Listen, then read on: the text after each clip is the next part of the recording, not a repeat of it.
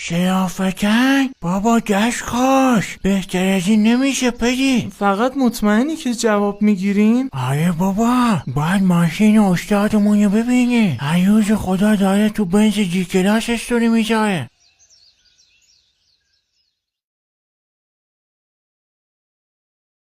استاد گفت اینجا رو باید لانگ بگیریم. باید بود، خیلی استرس دارم، نکنه پایین بیاد پولمون بپره. نه بابا، استاد خیلی کارش درسته، سیگنال بد نمیگه. آماده ای پدی؟ برو که بریم.